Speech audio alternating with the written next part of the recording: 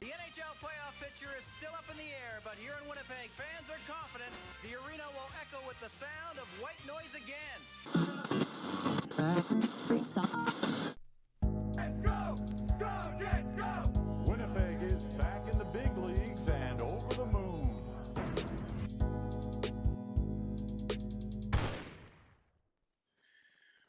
Welcome to the landing strip presented by From Financial. After one that I think is going to have a lot of people quite frustrated on this night,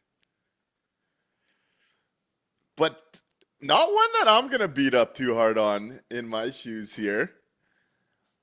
Mikey, I can't do this show alone. How you doing, buddy?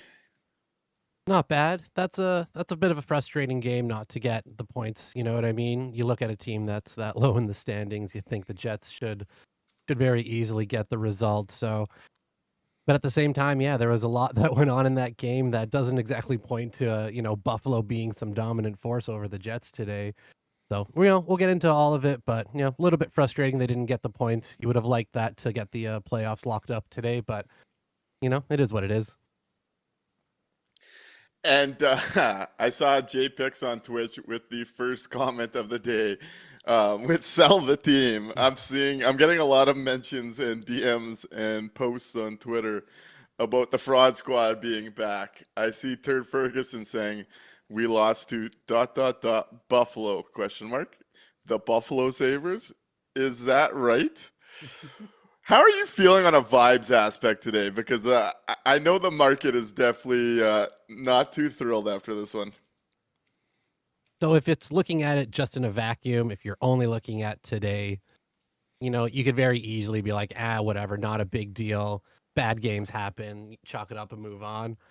But I think what today plus the last, couple weeks since that Dallas Stars game on that exciting night, the Jets have been really kind of just bland and not the exciting force that we've been used to seeing them play as, up to this point. You got a bunch of guys who are on either long streaks of, no goals or one goal in a bajillion games.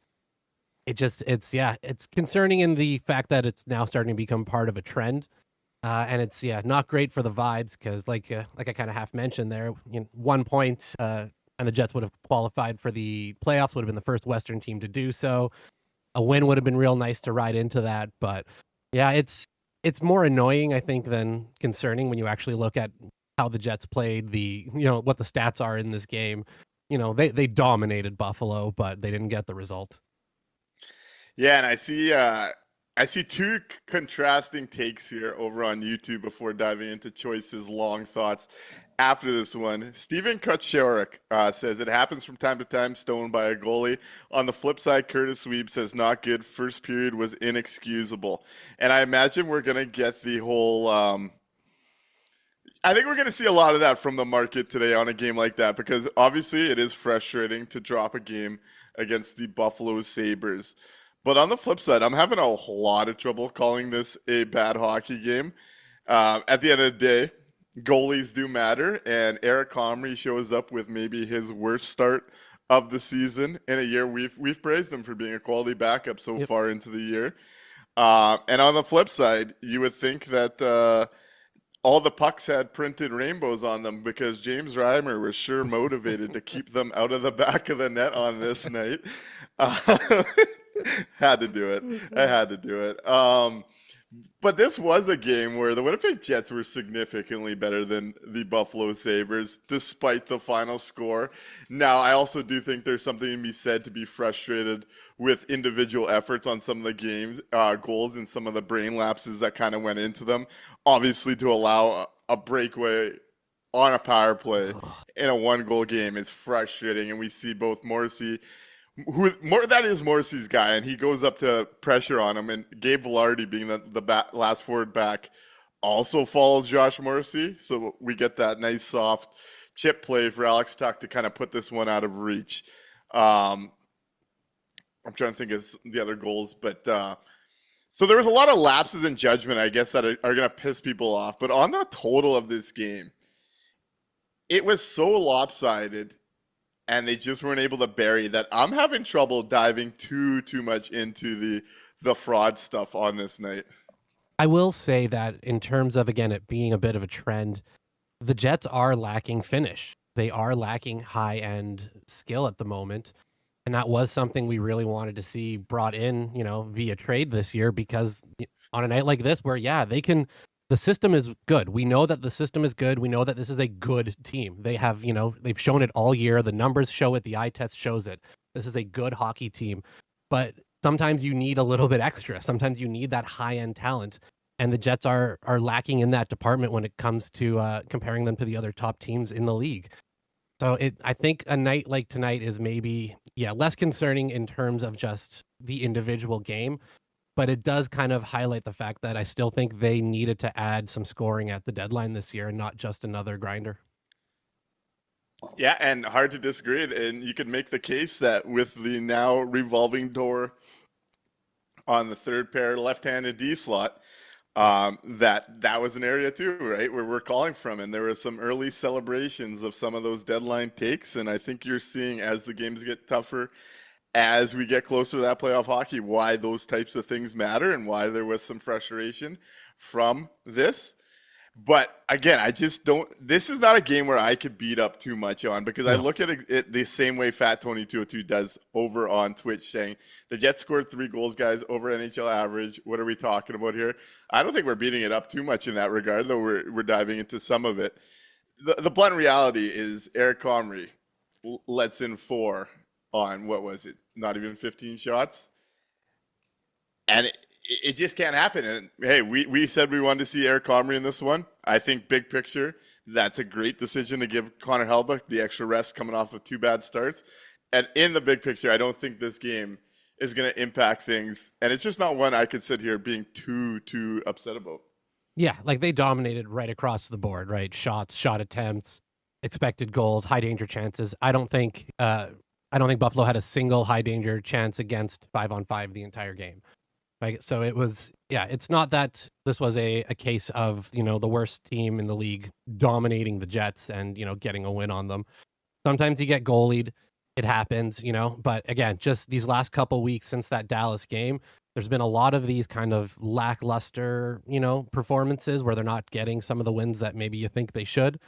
And sometimes you need some individual players to take a game over, and they just couldn't get anything past Reimer tonight. It happens.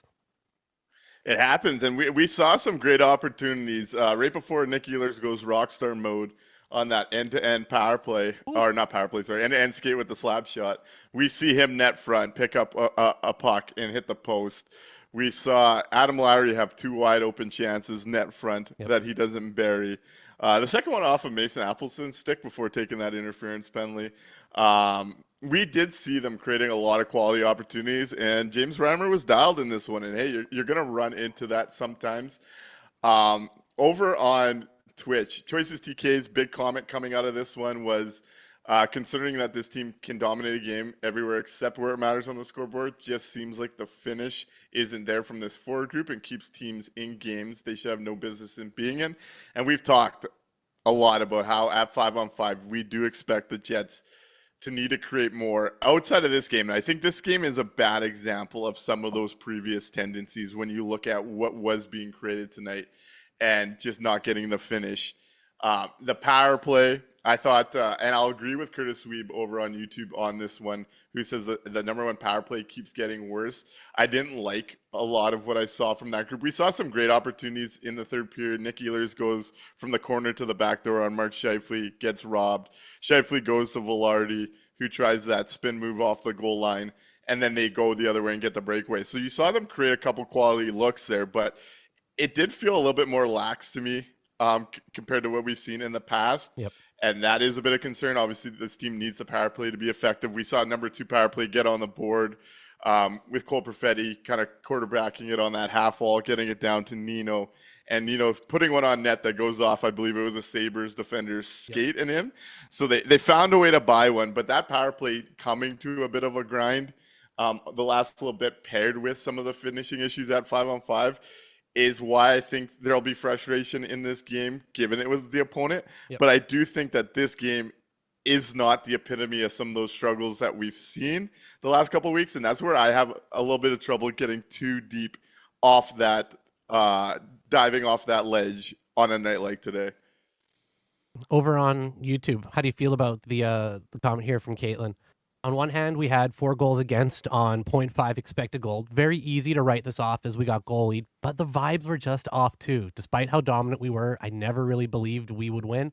And I have to agree with Caitlin on that one. I had that same kind of feeling where earlier in the year, we'd be down in games and you'd go, they're going to find some strange way to win this one.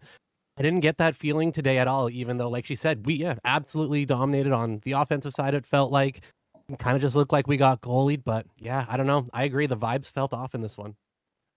I mean, if you look at those numbers too, this has to be one of the more lopsided games in the NHL this year as far as goalies differentials. Like Eric Comrie was using the numbers thrown up there, 3.5 expected goals more allowed, and Reimer comes out of this +1. So I mean, that's a pretty big gap in goaltending given what was generated. And I will say, I was watching this game at a baseball draft party. Shout out to the Malloys. And despite, even after that shorthanded goal, we actually did feel, and especially once Nick Ehlers goes rockstar mode there, it did feel like I did believe they were going to find a way back late, like years past. So just given the way that this game flow was, I was buying into the idea that they were still going to find a way to win this one. Just with everything they were creating, at some point you were expecting a couple to go in a row, and it happens. James Reimer wins this game for Buffalo. Yep. A big night from a couple of guys that we were talking about heading into the deadline. JJ Peterka saw that game-breaking ability coming off of that pick from Ryan McLeod. Ryan McLeod has a 4-point night in this game. And it happens. It happens. I actually thought this was a step forward for the Winnipeg Jets compared to the last few games. Yeah, absolutely. It's just, like you said, it's frustrating when you've got this level of opponent in front of you and you expect the Jets to do to them what they've been doing all year. And yeah, when it just doesn't come through on the scoreboard, it can feel a little choking, it hurts. But yeah, I'm willing to put it in the past if we get some results going forward. But yeah, like I said, these last couple weeks just haven't been their best hockey. And I think that's important too. Like, kind of like T-Will says it, the game just isn't where it was before the Four Nations right now. Kind of talking about what you're talking about here on the past few weeks. The PP is stationary again. The effort isn't there and the details aren't there. The silly mistakes are back. It's a little concerning. And I do think we've seen a lot of that stuff piling up, and we've talked about that stuff after each game. I'm just having a lot of trouble, despite the frustrations, despite it being Buffalo, despite the loss, attributing those same things that we are concerned about, and I believe we should be concerned about as we get close to the playoffs. I'm not going to shy away from that. I just think today's game is a really poor example of those problems acting up, and I feel like using this loss to amplify those problems, I don't think is accurate just based on what we just watched. Very fair. Yeah, it makes sense to separate those two anxieties right now. The loss today should definitely be separate from kind of just the overarching things that we were kind of having issues with, because like you said, every stat you can pull up in terms of individual or team stats today, the Jets dominated outside of the single one that gets you the win, but literally everything else they did was over the Sabres. Yes, DC Punk says Comrie had a rough game, definitely a few he should have had, and this was a night where you could really look at Eric Comrie and say, hey, we needed more. We needed one stop here. Yep. And it didn't come. It didn't come. Yep. No, absolutely. Curtis Weeb does point out a play that I found awfully hilarious, and I did want to kind of give Apple some credit. I want to say it was in the first period or third period. Curtis Weeb says Appleton deals himself into a corner while driving in the net. I did think this was a step forward game for Appleton a bit compared to the last stretch that we've seen. But I could not help but laugh watching him use the wheels to beat a defender wide, get in all alone on the D, and end up making the shot from below the line in the Just corner. goes right on by. Yep, keep going. Run, Forrest. But yeah, it's again, he'd be a absolutely incredible fourth line winger. You'd again have one of the best, if not the best, fourth lines in the league. Having a guy like that on your wing there, you just really wish somebody in those positions on the third line has a bit more scoring touch to it to help the Jets out in games like this. Because gets in a good position, does the right things, and then just keeps on going. Yeah, and I see the power play kind of seems to be a place some people want to talk about. So let's go there first, because I think there's some good and there's some bad in this game to dive into. But I see over on Twitch, Rye Guy says the power play running through Connor is a mistake. Huge Ass Vibe says the power play is back to bad judgment calls when it comes to shooting versus passing and annoys the shit out of me. JMO had a few clear shooting lanes where he instead chose to pass. And someone else had mentioned the overpassing over on YouTube a little earlier in the show. Ben Howard, power play overpassing again, need to make some adjustments. And there's one play, I think Huge Ass Vibes is thinking the exact same one I am here with the JMO had a few clear shooting lanes. We saw Nick Ehlers end up in that top spot where Mark Scheifele is and pull out the JMO spin move and feed Josh Morrissey, who's got a wide open lane down the middle of the ice that you're expecting to get a clearer shot on net. And he passes out to this idea where Rye Guy's talking about running things through Kyle Connor. He passes it out to the wall, and Kyle Connor just gets a one-timer from the far out wall where it's not nearly as dangerous. So I'm definitely seeing this overpassing and really looking for certain plays in the power play, and I do think that's frustrating, especially when looking at the Jets' PP success over the last couple of years and looking at some of their variation. They started last year really running it through the triangle at the top with Josh Morrissey, Kyle Connor, and Mark Scheifele. And I found when they went and started running things through Morrissey, Scheifele, and that low guy in Velarde is when things really opened up for them. And I think they're leaning on some of those high one-timer looks a little bit more than what makes them sneaky dangerous. Now, this has been a world-beating power play most of the year. This stretch is frustrating, but this team has shown that there was one other stretch where it was, 1 for 18 earlier this year, and then they came out blaring again. They need some adjustments, but it is an area I do think that this team has figured out for the most part, and we'll get there to it. Yeah, coming into tonight, they were 1 for 16 in their last 16 games on the power play. So it's been a rough stretch. When it does come, like you said, it comes in bunches. After that last big stretch, they came back with something like, I think it was 7 out of 9 opportunities they had scored goals on. So hopefully, we do get a nice big bunch coming through again. But yeah, it does feel like they're overthinking it a little bit. They're gripping the stick a little bit and trying to get it to Connor for that, that magical goal that that he can score, as opposed to just sticking with the system and, like you said, being sneaky good with it, where you've got so many options that you don't know where to defend, as opposed to, I think teams have now figured out to zero in on Connor there, and you can take it away. Curtis Weeb does have a positive he wants to get to, and I do think he stood out for me in this regard as well.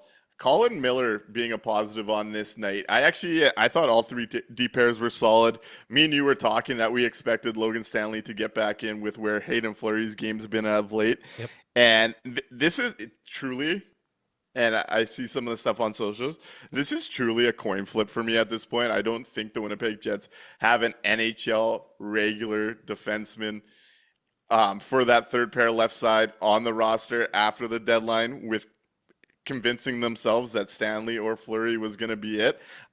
I don't think either of them should be playing every day, and that's the situation they've left themselves in after the deadline. But I did think this was a pretty good game from Stanley against an opposition you'd expect him to be able to handle. He had a couple points in this one. But Colin Miller was really jumping up effectively in the offensive zone. He gets one of the better opportunities in the first period. Seeing that Cole Perfetti had to jump on someone, and Perfetti finds him streaking in alone in the net front. And then he ends up bearing that one where Mark Scheifele pulls up at the half wall and waits for someone to get open, and it's Colin Miller that dives in and scores an absolutely beautiful goal with the patience. This was a game for Colin Miller where I continue to like what I see from him on the right side. This was you saw the offense develop here. What'd you think of Miller and Stan? And then we'll dive into the rest of the deal a little bit here. Yeah, Miller's been. This was one of the better games he's had all year. He's always been an interesting case. They added him late last season, and then he just sat in the press box all year to the point where when the offseason came around, I looked at the roster and went, Colin Miller's on our fucking team? Oh, shit, I forgot. And again, he's had stretches where he's been able to play games and get in, but then come out for really no reason. And then with the addition of Luke Shen, that's kind of made it even more difficult. But I thought tonight was a great highlight of all the reasons why, I think he's a good player, and he just needs reps. He just needs to be playing. He needs timing. And when he's actually getting those opportunities, for the most part, he doesn't look out of place. That big shot is fantastic. Love seeing it out there. It creates so much havoc. If he keeps up this type of play and this style, I wonder if we could see a look of Miller on the left side with Pionk on the right side when Pionk comes back healthy, as opposed to a Stanley Pionk or a Miller Pionk, or a Stanley Pionk or a Fleury Pionk. Yeah, we'll see about that. Tony says, almost all number 6 D-men in the NHL are basically replacement level, so not surprised the Jets are also there. I'll say this, I think it would be awfully generous to call Hayden Fleury or Logan Stanley replacement level. Both are virtually unplayable for most of their minutes. And it also is the easiest spot in the NHL to upgrade, especially when you have $6 million sitting in the holster. Yep. I think we're being a little too generous for the Jets in that spot, especially with the holes that they made. Last touch on the power play choices, TK adds it up, and the Jets are 7 for 41 on the PP since the Four Nations. And it definitely helps to without the PP going, it amplifies some of these forward concerns. I continue just not to be a believer in the Winnipeg Jets top line. I thought this was another night where, and I see Curtis Weeb asks it, has Velarde been good live? He hasn't looked good from my living room, and I think he's had a stretch here where he doesn't look like the same player we've been used to. But this was a game I thought that top line was really chasing some seams instead of taking what was there available from them at times. And it has been something we have been prone to see from that group as games get tighter, that outside the Dallas game, I'm wondering where the top line that everyone's trying to tell me is the best in the league has been for the Winnipeg Jets. So the tough thing is that the Jets' number one line is also their number one power play, essentially. So when the number one line isn't clicking offensively, the power play is also not going to be clicking as well, especially on the number one power play offensively. It's you get those. It's a lot of the same guys, right, on both sides. So when you've got a dip in one, you're going to see that on both. So they need that first line to figure it out, because they're especially on a night like this, you would expect them to dominate over Buffalo and get a crap load of goals and stuff, and it's not there. And I think for the power play number one unit to kind of get right, you've got to get that first line playing right again. So you kind of touch on what Sawchuk actually just sent through here on YouTube, saying the top PP really seems to be struggling. Do you think other teams have adapted to the new Jets PP, or is it a compounding effect of the top line itself seeming to struggle putting pucks in the net? And I think it's a bit of both, but I don't look at a power play and a 5-on-5 group as the same. And I know a lot have wanted to lump in the Jets top line success with a power play success, and it's just not something I could buy, especially when the situations are completely different. And we did see some plays like the Ehlers to Scheifele backdoor, Velarde trying to go wide on the PP where you have that extra space. So I'm not necessarily buying it's just the fact that the top line's dried up. I think those are kind of two separate little issues for the Winnipeg Jets, and two very big ones. And they're married to the top line. We're going to have to live and die with that group by the playoffs. I think everyone who tunes into this show knows how I feel about that line and why I think it's a downside for the Jets going into the playoffs. We saw a tweak in the middle six today. What'd you think of Lowry and Nino swapping as this game went on? I was surprised that we saw any type of swap, to be honest. That wasn't spurred on by some type of injury. So, again, I'm not expecting anything to come from it. It's just going to be a case of Scott Arniel wanting to get minutes to certain guys or in certain situations, like he's told us before. So, yeah, it's, I have a hard time now getting excited about any type of different look we see in a game, just because he's told us. He's flat out said, in no uncertain words, why he, makes those changes in game and why he generally doesn't for the most part. So. And just quickly right back to the power play thing, just real fast. I feel like, though, yeah, they're different issues at the end of the day, right? But it's still going to be impactful. If Scheifele and Velarde and Connor just aren't at the level that they should be, they're not going to be able to do the things on the power play that are expected of them, right? Of that situation. So I feel like they do have to get those guys right. And still, but like you said, they're separate issues. Like there are different things that they need to do to get better 5-on-5 than they do on the power play again. I feel like it is real connected right now still. I don't know. A few interesting spots in the chat I want to go to, and then we'll get into the From Financial Face-Off, where today we're going to give away to our commenters or anyone who calls when we open up those lines for the From Financial Face-Off a chance to go to next week's Vancouver game. So hold tight. But there's 3 spots I want to go from the chat. DC Punk asks, so what's your opinion on load management for Helly? Should we give the majority of the last few games to him or to get the Central, or should we rest him for a hopeful deep playoff run? Your quick thoughts on that topic? Ooh, that's a tough one. I lean towards rest at this point in the year, especially once they get the playoff spot locked up and once they've got first in the Central locked up. Until either of those are done, no, there's no. I don't want to talk about rest. They need that first in the Central locked up so that we can, again, it's not a guarantee of anything, but I feel like it will be beneficial in the playoffs if they can avoid one of those guys in the first round, right? So get those things locked up, and then I would start thinking about rest, but not a game before. I feel pretty comfortable on where the Jets are with how many games are left that they are going to win the Central, and I'd be looking at this as the rest time to get ready for that. We had been talking about how Helly was chasing records, and I think those are going to get a lot harder with where we're at in the games played. And we saw yesterday with a dry injury, he was now the number 1 on sportsbooks for heart odds. So, I mean, he's still in that conversation.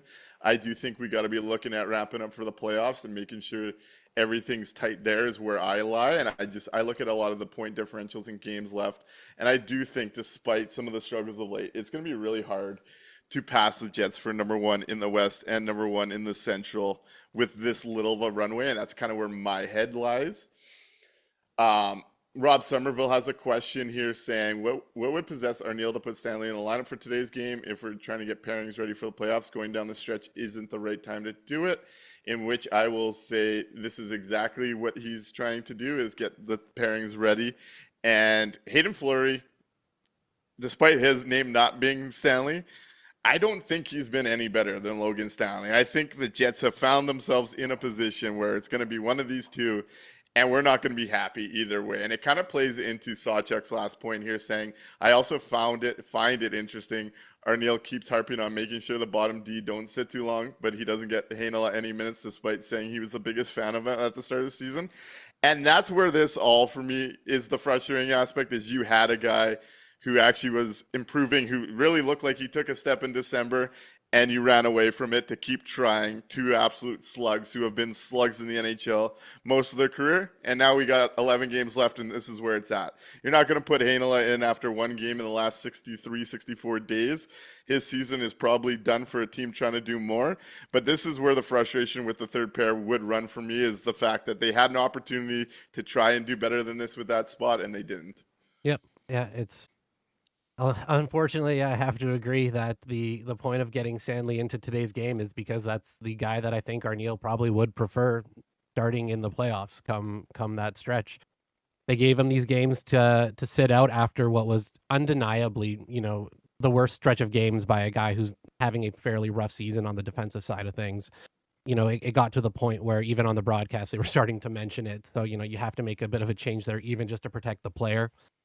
He had the opportunity now to bring him in at the homestand here, especially after Fleury's, struggles lately.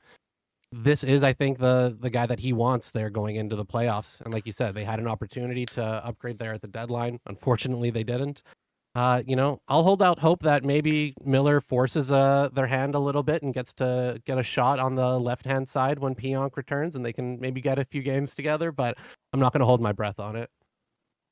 And Choices TK kind of sums up this conversation, kind of where my head's at. Jets will play 5 defenders in the playoffs, and the 6 will likely play like 5 minutes.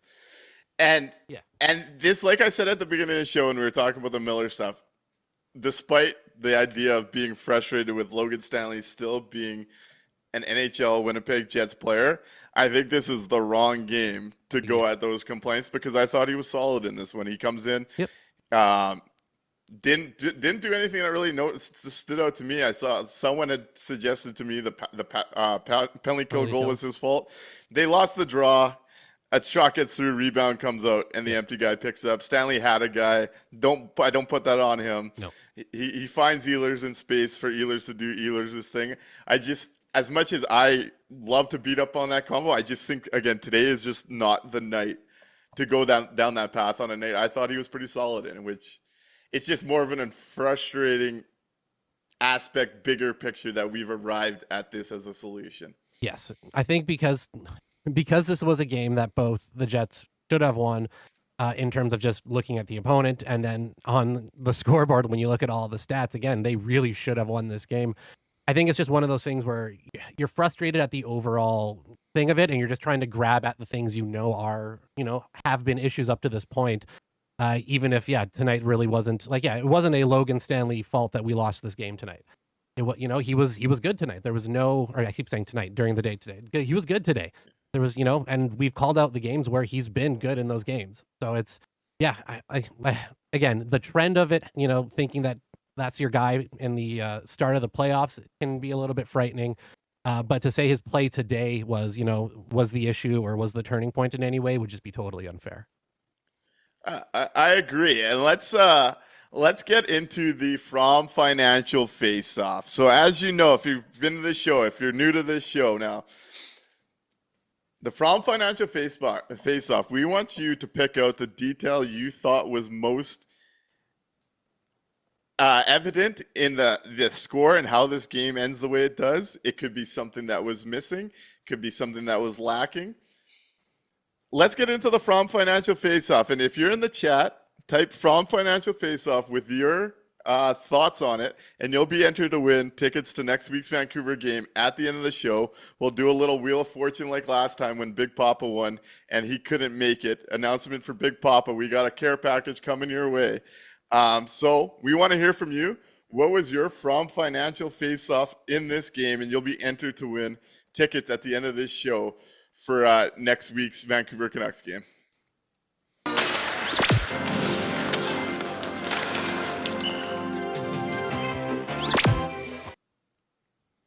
Right on.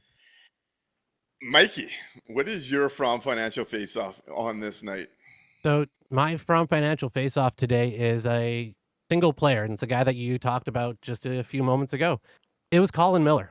Colin Miller tonight was, on a game where you had a lot of good in terms of, kind of overall of what the Jets were doing, but frustrating because of the scoreboard. I was trying to find something in the game individually that I could kind of come away feeling really good about, and that the Jets should come away feeling really good about. And I thought it was the game of Colin Miller. He dominated in terms of shot attempts as the rest of the Jets, the goals for, just all of it. The expected goals, high danger chances. He was across the board a positive for the Winnipeg Jets today.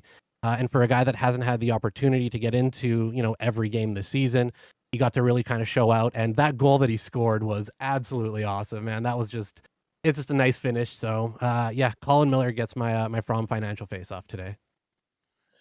For me, I find this game just too much of a discrepancy not to go to the easy spot with the From Financial Face-Off. And for me, it's simply put goaltending in this one. James Reimer makes the big saves while the Sabres are under siege, and Eric Comrie couldn't come up with not even one big save for the Jets to kind of tip the scales in this one and keep this at a spot where the Jets could come back and try and win this one. I like to kind of go off the board. I just think in a game like this, the From Financial Faceoff is very, very clearly goaltending for me in this one.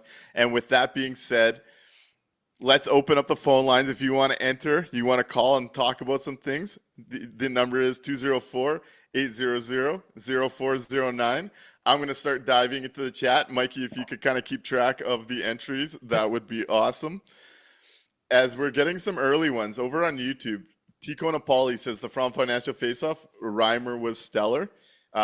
He sees it the same way I did on the goaltending being the difference in this one. Sawchucks was the From Financial Faceoff being a lack of finish, being a lack of puck luck, lots of posts and failed chances to make Reimer look good. And there was some big opportunities that they ring off the bar or just bumble.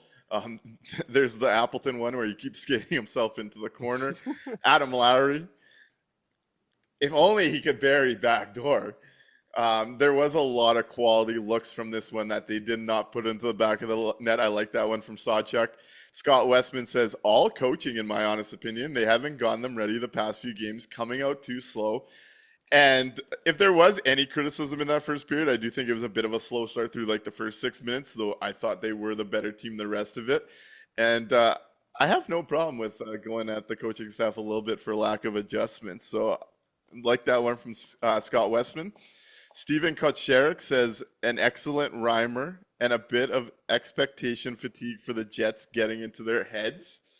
There's a little bit of an added mental aspect. Are the Jets in their own heads now with a game like this? Amber Carrier says, pressure of the playoffs looming. Team seems distracted, need to get their heads in the game. And that's been a common one we've seen in our chat of late, feeling like the details of the Jets games are slipping a little bit, which makes some of the bigger errors frustrating. Find that one interesting. Maddie Wins joins us. I know Maddie's out on the East Coast. Glad to see him live for his show here. Says the top line seems to be MIA at 5-on-5 and PP1 for the most part. So his takeaway for the From Financial takeaway is that group being missing in action. Chase says, I think they just need to get back in their stride for this last stretch. I'm hoping a well-rested Helly helps them bounce back against the Caps. The Stars will be catching up, and they will get a fresh Connor Hellebuck for that big showcase game against the Washington Capitals. We'll see if we take some of the good from this one into that next game. Over on Twitch, Fat Tony 202 says the From Financial Faceoff is totally on Comrie. He has to make one save. That's it, one save. And me and Tony saw this one the exact same way in this game. It was just too much of a discrepancy not to look at goaltending on this night. Rye Guy says the shorthanded goal, when you run a power play from the point, you run the risk of getting a pass picked. Breakaway save would have been nice. And that did feel like a tipping point moment when you have a chance down one to tie this game up and you give up a shorty. Never a fun one to give up, especially late in the third. I like that answer from Rye Guy. BB Can, Tyler Ross from Financial Faceoff. While faceoffs are overanalyzed as being a part of the game's outcome, we lost some key faceoffs when they were trying to mount a comeback. They get that power play goal off a faceoff as well. I could see looking at the details of the game and picking out key moments of faceoffs in this one, tilting the scales. Zooch 40 says, from Financial Faceoff, Reimer goaling us. I think that's the obvious one coming out of this one. Also says, if Helly is in net, we win this game. As long as it's not the Helly we saw the last two games. It's hard to argue with that one. Yep. Zooch 40 also says, Buffalo looked like Buffalo. We just couldn't capitalize, as that being the From Financial Faceoff. And this was a game where I saw a take on one of the social media feeds I was in talking about the idea that the Jets always get the other team's A games. And I find that one hard to digest on a night like this where Buffalo look like a really bad hockey team. A lot of big empty seams, a lot of the Jets getting quality looks net front, a lot of getting themselves into trouble. And this was a game where the Jets did not capitalize on the Buffalo Sabres being the Buffalo Sabres. Yep, absolutely. Tico Napoli says, Nick, lost faceoffs to your guy McLeod. He is good in the dot. And this was a game where Ryan McLeod really made me wish for Ryan McLeod in a Winnipeg Jets jersey. He did a lot of things right. Gets away with a bit of a pick play on Dylan DeMello that frees up Peterka there. Ryan McLeod definitely showed his value and why I was very big on him as a potential center fix in Winnipeg, and tough to see it happen against the Jets, but Yeah. I'm glad T. Kona remember that I was really pumping his tires. Yeah, that goal was incredible. Here's a question, or Jay Pix has one too, from Financial Faceoff. Reimer stood on his head, Manitoba boy beating his hometown team. And we got a couple of Manitoba boy moments. Obviously, Reimer from, I believe, Winkler, if I'm not mistaken. Yep. Puts up a big game back in Manitoba. And then that Kozak kid from Suris. From Suris, yeah. Gets that power play goal. And you heard the cheers in-house. You saw some of the camera shots showing he had an audience there. Those are always fun stories for the hometown kid. It's just unfortunate it comes on the back of a frustrating game. Yep. Fat Tony has a second from Financial Faceoff, saying the coaching staff will not adjust ice time, not even a little. Second line has been the best for games now, and still no bump in ice time. Adjustments have to be made come playoffs. And this brings me to a bit of a bigger conversation too, because I think I've made it pretty clear that I'm worried about the Winnipeg Jets top line being this line that they're going to lean on. And then come playoffs, that second line that has really found itself in Vlad, Ehlers, and Perfetti, I could see a case where Arneal has them as the third line and has this shutdown Lowry group in his head be the second line. And both of those lines struggling at 5-on-5 and then carrying the bulk of minutes is a concern for me. Whereas, hey, if you're not going to split up the groups, one way to coach is to manipulate ice time. And I like this takeaway from Tony on that exact convo. Yeah, it would have been nice. They when you look at the ice time tonight, lines 2 and 3 at 5-on-5 both played the exact same amount. They both played 9 minutes even.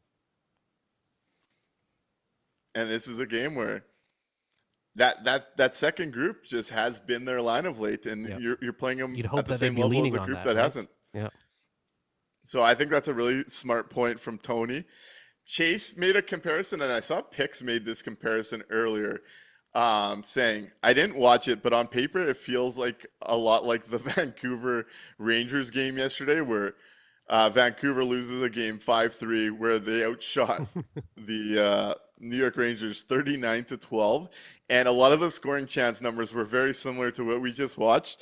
That does happen in this sport, right? Where goaltenders can eliminate the difference in what the other 19, 18 guys are doing out there. And it is, as hard as it is just to put games on goaltenders, this is a clear example of goaltending really being the difference.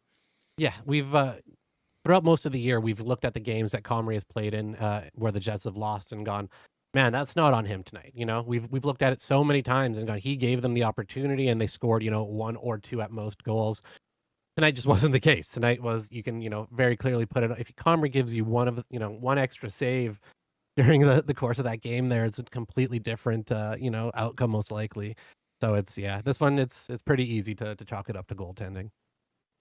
I want to parlay this into a bit of a playoff conversation quick, because I see our chat has been kind of going the same direction on this one. I forget who brought it up earlier on YouTube, but I see HH Living Loco says, side note, looks like we're playing the Blues in round 1. I am preparing for pain, in which J Pick says, I do not want to run into Binner. Are we getting nervous with some of where the Jets games trended and the idea of running into what looks like an absolute steamroller all of a sudden? The St. Louis Blues. How would you be feeling about a first-round matchup with the St. Louis Blues this year? At the moment, I'm a little bit nervous about it, man. That's they're getting hot at the time that we're starting to cool down. Nobody wants to see that happen right now. So the other thing is, though, who's the other option? You know what I mean? Do you want to go through the Central? No. So we're gonna have to. We gotta. It's pick your poison. I have a tough time, to be honest, worrying too much about which opponent we're going to have to play in the playoffs. I generally have the mindset of, if you expect them to be a championship team, if you expect this to be a group to go out there and win, you got to beat them all. You have to beat the best teams anyways. So yeah, do I want to play the hottest team right at the beginning? No, of course not. Nobody wants to fucking do that. But I don't know. I'm not overly concerned on which team we end up facing, because if we expect them to go out there and put a fucking banner up, they've got to beat the best teams anyways.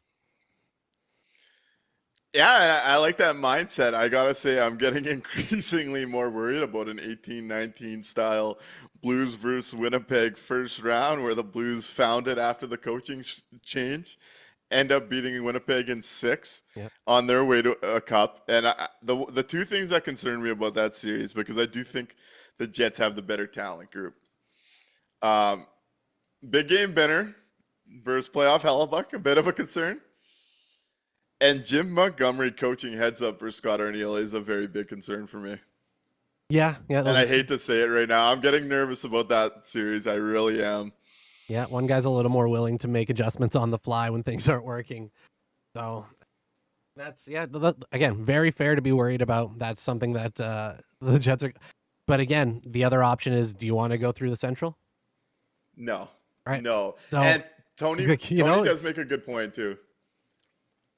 Kind of like we've talked about with Dallas. Like, Tony makes a good point over on Twitch, kind of like talking about, we've talked about Dallas's right side. And if you're going to go through the Central, I think I much prefer Dallas than Colorado at this stage, because I look at Dallas's right side of the decor, and it's the type of decor I think this team offensively could take advantage of a lot of their mistakes with lack of puck movement. Agreed, yeah. Tony does make the good point that the Blues decor doesn't scare him. Jets are maybe the worst team to not have solid puck movers against, and that is kind of what the Blues are working to develop still in this retool on the fly, is that decor does lack in that department, and we do see that this offensive group, when they are finishing especially, handles teams that struggle to move the puck really well. So I think that's a positive on the flip side. But the Blues are starting to scare me when you look at the goaltender and the coaching heads up matchup, especially the coaching heads up matchup.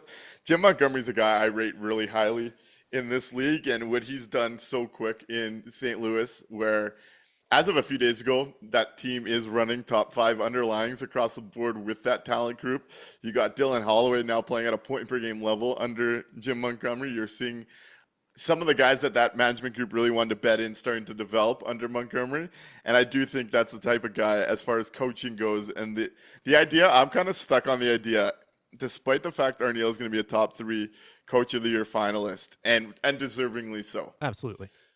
I'm stuck on the idea that we're going to see him bonus the playoffs when it comes to adjustments, because he hasn't adjusted much throughout the season. And I look at Jim Montgomery as just someone that could eat up Scott Arniel in a playoff series. Yeah, it's a game of chess come playoffs, right? Between matchups, between the ice time and everything else. That in-game portion of it really comes to a head in a 7-game series. So it'll be a big test for Scotty Arniel, who's he's coaching a potentially first place team going into the playoffs with a lot of expectations. Absolutely should be a finalist for the Jack Adams. Yeah, it's gonna be, he'll get to test his mettle in this one. Hopefully he comes out a winner, but we'll see. It'll be interesting. And Curtis Weeb points out, and this would be a fun one. This one I would have a blast with. Curtis Weeb says St. Louis will pass Minnesota by game 82. Now give me a Minnesota Wild versus Winnipeg Jets first round. That would be the one that I'd be feeling really, really good about. Louis will pass Minnesota by game 82. Let's take a look.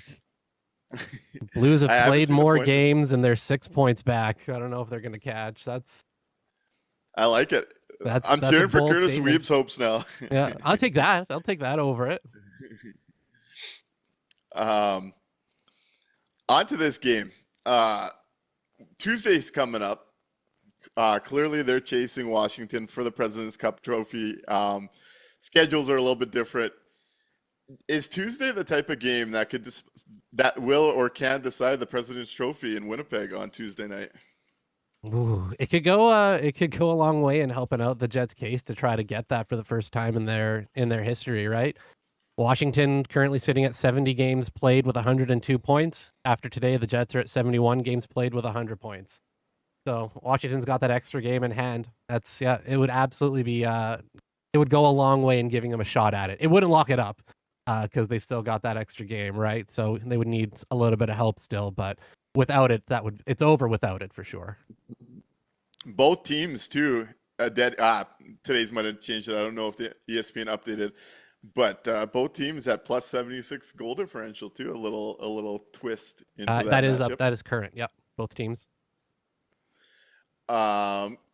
Interesting question from our boy Tyler Ross today. Says, if you could only extend one long-term, ignoring RFA, UFA status, who are you signing, Sandberg or Nik Ehlers? Sandberg just on age. Younger guy right now. That's probably the guy that I'm signing long term right this second. If I could only do one, but yes, probably Sandberg. Kind of a moot question with all their cap space. That if they could get both, they really could get them done. It would be no problem. Do both this summer. And Luke Shen, but if Luke Shen makes Pionk expendable, spend that money on Ehlers. It is one of those ones, though. If you're just looking at the business of the NHL and the age and everything factored in, Dylan Sandberg's next contract is likely to be very, very surplus value positive, where Nik Ehlers' entire contract likely won't be. So just from that aspect, I think it's pretty easily Dylan Sandberg, just with the marketplace of the NHL. Yeah, totally agree. Would love Ehlers on a short-term deal, high money would be great, but won't happen. Choices TK also says our Neil will give these players and lines plenty of rope, just needs to hope it isn't enough to hang him with it. And I think that's a takeaway that we've felt pretty similar about there. Yeah, absolutely. On that topic too of the question between ages and players and whatnot, Scott Westman makes a point too that the team just can't get older, and that's an aspect where the Jets are an older core at this stage, and something to consider in those discussions. Yep, absolutely. They got to kind of watch that. But again, we're looking for this is supposed to be a championship caliber team. This is a first place team. We're hoping that this is the window to strike. Chase asks the question on YouTube. From a quick look, the Jets have 11 games left with 7 against playoff position teams. Stars have 13 left, 4 against playoff positions teams. Do you think they catch up? If you were to bet today, given those two scenarios, is Dallas winning the Central or are the Winnipeg Jets winning the Central? If I'm betting on it, I'm still putting my money on the Jets. I don't think Dallas will be able to do it. Again, if that game 2 weeks ago goes a little bit differently, I'd be sweating a bit more. But I think the Jets should still have enough to put it to bed and take the Central.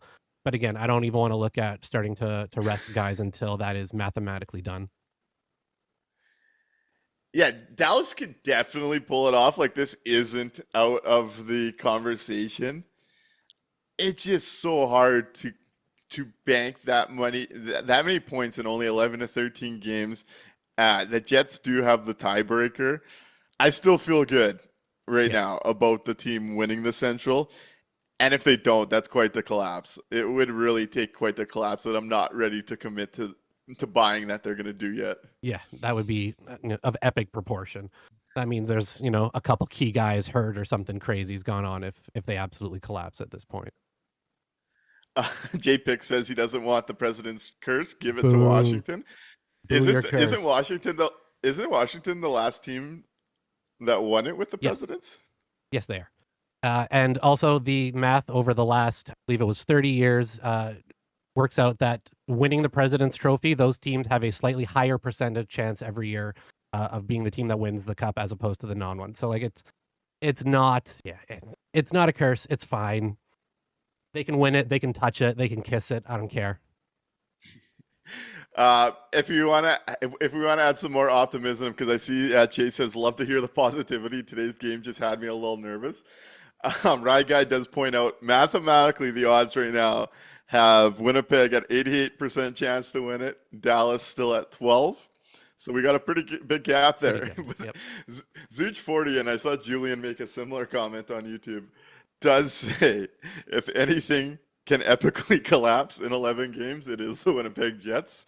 That trauma is still fully embedded in this market, and I could see the concern. I think, Chase, you're more than fair to be a little bit nervous based on the history of the Winnipeg Jets, as Zooch 40 points out. Yeah, we've seen it too many times. It hurts. So don't blame me for being nervous. And Sawchek kind of sums it up really well here. Sawchek's, You'd hope the Jets start getting passionate and start playing with some heart and urgency with the President's Trophy on the line and a better playoff matchup. That's the true test to see how ready they are. And you know what? I think that sums up that conversation real nicely. You know, could I might disagree a little bit, to be honest. I don't know how much it matters in the room to them about winning the President's Trophy and getting a quote-unquote better playoff matchup. I honestly don't know if that plays much into what they're doing and if really will be kind of a test on their urgency. I think a lot of them are maybe playing at a little bit of a reduced rate, starting to see that playoff line coming up and just focusing on kind of whatever matchup comes to them. I don't know if, and again, I could be totally wrong. This is just, but I don't know if that is something that plays heavily into it when it comes to how they're preparing for the games and things like that. I think they're looking at the playoffs itself as a whole new season that starts up, and they're just trying to get there. But again, that's just kind of my read. And to kind of play into your read a bit, I think Scott Westman nails this too. I think the team wants the Central Division more, and I think that's been no secret that they want to win that division and kind of control their destiny within it. Nice to see Danica Smith joining late here with not a great day for Comrie. 3 goals on 10 shots. To be fair, the first 2 were incredible shots. And yeah, this was not Eric Comrie's night, and this was a night where James Reimer showed up, and that's kind of the bottom line to this one for me. It really is. Like, it's just one, as you've heard the whole show, I'm having a lot of trouble getting to that point with the team after watching the game we did today. Do you want to pull up the old Wheel of Fortune and let's hand out some tickets here? Let's go. Then we'll dive into the 3 stars and get out of here. So let's reward someone for being a part of the From Financial Face-Off on this early evening after show.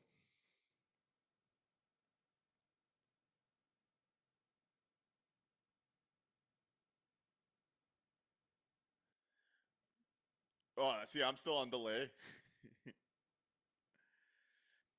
Congrats to Scott Westman, who we're going to send to the game next week against Vancouver. Scott, I know you follow me on Twitter. DM me, and I'll get you taken care of for that game. Thank you for being a part of the show, and thank you for everyone for their entries. Just going to throw this out there. There might be. We'll see where it goes. But if the Winnipeg Jets were to go on a bit of a run here, there might be some playoff tickets when Nik's in Europe that might come available. So, hey, this show, it pays to be a part of this show sometimes. So I'm going to take this moment to remind you to be a friend, tell a friend, like, subscribe, keep being a part of this, and it might pay off for you as this season continues to go on. Another exciting thing, our boy Slick in Europe has committed and is coming for the first round. So we will be making it happen where we're bringing our Euro to game 1 of the first round. Very excited to be a part of that. Very excited to share that with the crew. Top Line International. Top Line International. Let's dive into the 3 stars tonight and go from there.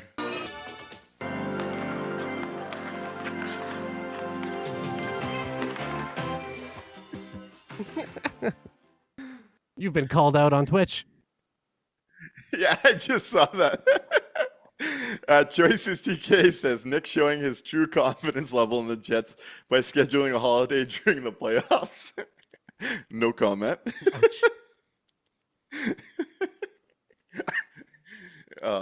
He's kind of half right. Mikey, on this night, who do you want to go for the 3 stars of the Winnipeg Jets? Alrighty, so for my 3rd star, I'm gonna go with Nino Niederreiter. Gets a goal, finally a little bit of offense, comes back after that hit, which we didn't really talk about. What just real quick, what did you think of the hit that he took there? Was that clean? Should that have been boarding? How do you feel about that one? It was on that line. I felt okay with it. Yeah.